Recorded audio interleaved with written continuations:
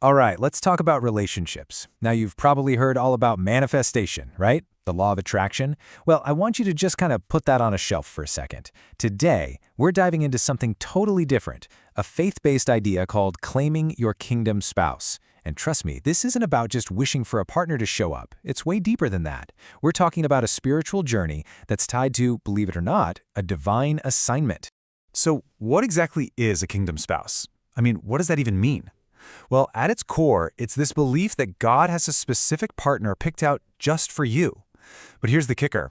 Your relationship has a shared purpose. It goes way beyond just love and companionship. We're talking about a covenant, a serious spiritual partnership. It's about two people coming together to fulfill a mission that's bigger than both of them combined. And you can see right off the bat how this completely shifts the focus away from just what you want to a much bigger divine purpose. Okay, and that shift in focus, that brings us right to the foundation of this whole idea. The journey to find this partner, it isn't about going out and looking for someone. Nope, it's all about an internal transformation. It's a massive switch in mindset from seeking to becoming. And this is where that mindset shift really clicks. Let's break it down. On one side, you have seeking. Think of it like hunting. It's super active. It's driven by what you personally want, and your whole goal is to find the one. But on the other side of the coin, you've got becoming. This is totally different. The focus here is on attracting. It's driven by that divine purpose we talked about. And the goal? The goal is to be the right person. See the difference? It's a complete flip of the script. So you might be asking, okay, how do I become ready? Well, according to this framework, it all boils down to two main pillars. First up is spiritual maturity.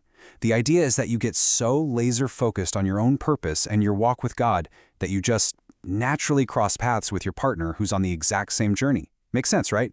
And the second pillar is healing. This is huge. It's all about clearing out the old baggage from past relationships, healing from heartbreak, dealing with what some people call soul ties, those really deep emotional connections.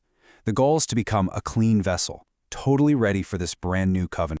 All right, so once you're really working on that internal stuff, your focus starts to shift outward again. But wait, it's not about finding a person. Not yet. Instead, the focus shifts to your mission. I mean, think about it. If you're looking for a partner for your mission, you've got to know what that mission is first, right?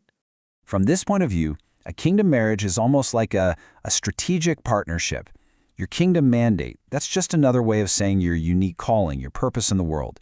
And the belief is that your spouse will have strengths that perfectly complement your weaknesses, and you'll do the same for them. You become this incredible, powerful team ready to tackle your shared mission together. And this all really funnels down to one central, super important question you have to ask yourself. What is the work I am called to do? Seriously.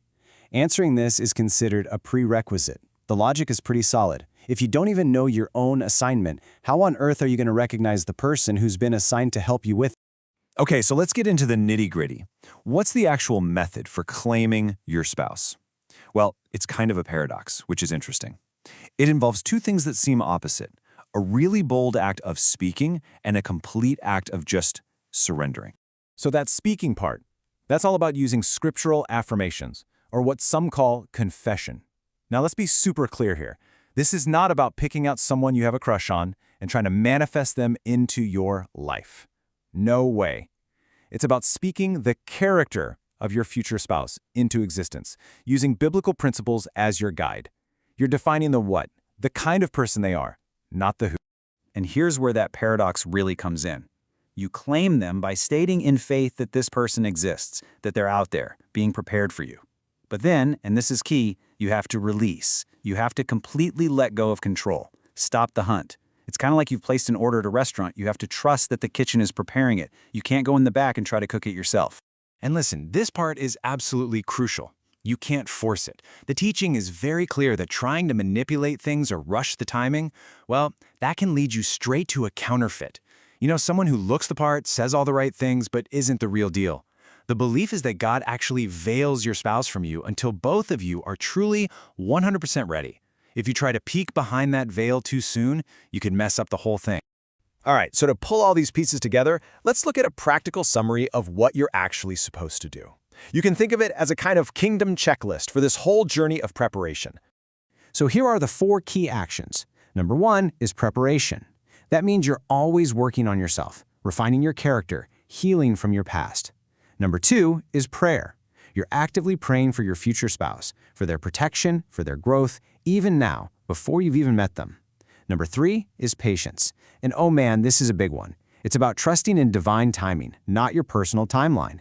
And finally, number 4 is discernment. This means when you do meet people, you're looking for fruit, which is their character, instead of just fire, which is that initial spark of chemistry. And all of this really leaves us with one big question, a final thought that kind of captures the heart of this entire concept. Is the real miracle about finding the right person, or is the miracle actually the journey of becoming the right person yourself? Definitely something to think about.